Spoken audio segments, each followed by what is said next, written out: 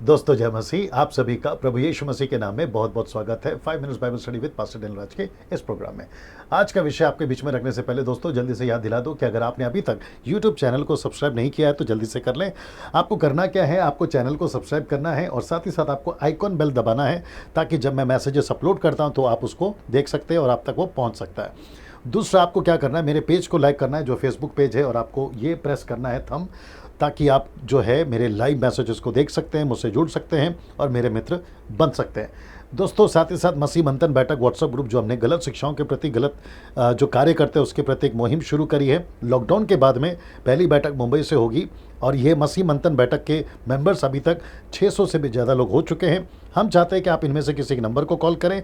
यदि आप यीशु के अनुयायी हैं, फॉलोवर हैं, आपको करना क्या है, इनमें से किसी को कॉल करना है सुबह 10 बजे से लेकर रात को 9 बजे तक। उसके बाद आपको कॉल नहीं करना, याद रखिए। और उससे क्या करना है कि उनको कहना है कि वो आपको मसीह मंथन बैठक में ग्रुप में जोड़ दें। चलिए दोस्तों, आज का विषय आपके बीच में रखने जा रहा हूँ। मेरा मकसद यही होता है आप सभी को सिखाने का। आशा करता हूँ कि आप लोग बहुत कुछ सीख भी रहे होंगे मेरे संदेश के माध्यम से। जो शिक्षाएं मैं देता हूँ, याद रखिए, यीशु की कलीसियाएं नहीं, यीशु की कलीसिया है। एक कलीसिया जिसको हम कहते हैं यूनिवर्सल चर्च, सर्वव्यापी कलीसिया या चर्च, हम उसको कहते हैं। और मैं उसी के वसीले से आपसे जो है यूट्यूब के माध्यम से बात करता हूँ। 55,000 से भी ज़्यादा आप जो मेरे सब्सक्राइबर्स हैं, मेरी ये जिम्मेदारी है कि मैं आपको खरी शिक्षा में ले चलूँ और आपको सिखा सकूँ। याद रखिए, डैनियल राज ऐसा कोई स्टेटमेंट नहीं देता जो वचन के बाहर हो, आउट ऑफ कॉन्टेक्स्ट हो, और जो है जांच कर, स्टडी कर कर, हर एक ट्रांसलेशन के साथ स्टडी कर कर फिर मैं आपके बीच में वो सारी बातों को रखता हूँ। आज का विषय दिलचस्प है, सेम टाइम गंभीर है, बड़े ध्यान से देखिएगा। विषय है कि लॉकडाउन में, जब आप अपने घर में थे, लॉकडाउन में आपको सबसे ज़्यादा आत्मिक तौर पर किसने संभाला? जी हाँ दोस्तों, वो जो शब्द है संभाला, आपको सबसे ज़्यादा आत्मिक तौर पर किसने संभाला? आप जब घर पर थे, परिस्थितियां खराब हैं, अभी भी 2 हफ्ते का वक्त और बढ़ गया है। ऐसी परिस्थिति में आपको सबसे ज़्यादा कौन संभाल रहा है? मैं इस विषय के ऊपर बात करूंगा और आशा करता हूं कि आप इसको आखिर तक देखोगे। 5 मिनट का ये वीडियो होगा ना। 2 चीज़ों ने आपको सबसे ज़्यादा संभाला है। जी हाँ दोस्तों, सबसे पहला है वचन और दूसरा है प्रार्थना।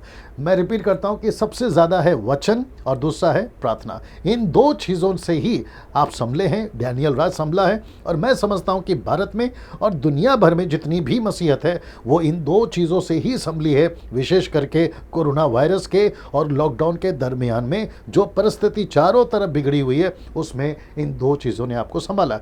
मैं समझता हूं कि लॉकडाउन से आप ये भी सीखे होंगे कि परमेश्वर तू ही सब कुछ है, तुझे छोड़ कुछ नहीं है, सच्चा सहारा तू है। तो मैं समझता हूं कि इन वचनों से और प्रार्थना से आप सीख गए होंगे ना। मेरा अनुभव जो मैंने देखा है, 99.9% पूरी दुनिया में जो मुझे दिखने में आया है वो यही आया है। वो चाहे सेवक हो, विश्वासी हो, दास हो, दासी हो, भाई हो, बहन हो, छोटा हो, बड़ा हो, अमीर हो, गरीब हो, उस दोनों को जो है, ऐसे लोगों को इस दोनों ने ही बचाया है। एक वचन और दूसरा है प्रार्थना। ना दोस्तों, इसको देखिए, क्या क्या काम नहीं आया इन लॉकडाउन के दरमियान। जब आप अकेले थे प्रभु के साथ में, तो आपको कौन कौन सी चीज़ें फीकी लगी, आपको कौन कौन सी चीज़ें ठीक नहीं लगी, और आपको ऐसा लगता था कि जिसके पीछे आप बहुत भागते थे, आपको लॉकडाउन ने और इस परिस्थिति ने सिखा दिया कि वचन ही सब कुछ है, प्रार्थना ही सब कुछ है, यीशु के पास आना ही सब कुछ है। आप पहले किसी और चीज़ को बहुत महत्व देते थे,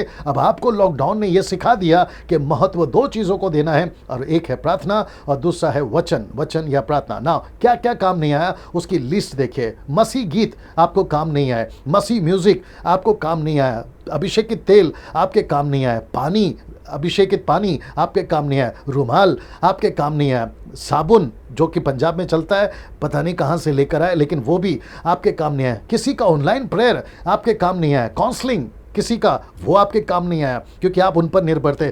किसी की प्रोफेसीज आपके काम नहीं आए, किसी का पैसा देकर, ऑफरिंग देकर, मेरे लिए प्रार्थना कर दो परिस्थिति ठीक हो जाए, वो तक आपके काम नहीं है। और आपको पता चल गया ये भी कुछ काम का नहीं है, प्रभु का वचन और प्रार्थना ही सब कुछ काम का है। डॉक्ट्रिन्स जो आप मानते थे, लेके चलते थे, सिद्धांत जो आप लेके चलते थे, वो भी आपके काम नहीं आए। किसी की मसीह शायरियाँ वो आपके काम नहीं आई, शायरी जो भी होती है, मोटिवेशनल प्रीचिंग भी आपके काम नहीं आई। किसी आपका लोकल पास्टर तक भी, क्योंकि आप ज़्यादा निर्भर थे कि पास्टर प्रार्थना करेगा, पास्टर सिखाएगा तब सब कुछ होगा, लेकिन आपको एहसास हुआ कि वो तक भी अभी छूट गया है, वो भी आपके काम नहीं आए, दुनियादारी तक काम नहीं आए, क्योंकि यहाँ तक कि डॉक्टर हो, राजनीतिक हो, पूरी दुनिया ने हाथ उठा लिया इस कोरोना वायरस के सामने, घुटने टेक दिए और कहा कि आपको खुद अपना ख्याल रखना है, ये तक आपके काम नहीं आए। तो दोस्तों, लॉकडाउन ने हमको हर चीज समझा दी है। मैं रिपीट करता हूं कि लॉकडाउन ने हमको हर चीज समझा दी है, कौन अपना है, कौन पराया है, क्या सही है और क्या गलत है। तो मैं समझता हूं कि जैसे पतरस और यूहन्ना ने इस वचन में कहा, परंतु हम तो प्रार्थना और वचन की सेवा में लगे रहेंगे, तो मैं समझता हूं कि दोस्तों आप ये समझ गए होंगे कि सबसे बड़ा दो सहारा है, एक है प्रार्थना, दूसरा है वचन। आप जितना वचन खुद स्टडी करोगे वो आपको संभालेगा, आप खुद कितना प्रार्थना में बैठोगे, प्रभु के संगति में बैठोगे, वो आपको संभालेगा। बाकी जितनी मैंने लिस्ट बताई है वो एक तरफ से आपका सपोर्ट नहीं बनेंगे। मैं रिपीट करता हूं कि वो एक तरफ से आपका सपोर्ट नहीं बनेंगे, वचन आपका सपोर्ट बनेगा, सहारा बनेगा, प्रार्थना आपका सहारा बनेगा। आशा करता हूं कि आप सीखे होंगे, समझे होंगे। इसको खूब शेयर करिएगा, अपने जीवन में लागू करिएगा। अगले वीडियो के साथ में फिर मुलाकात होती है। नमस्ते।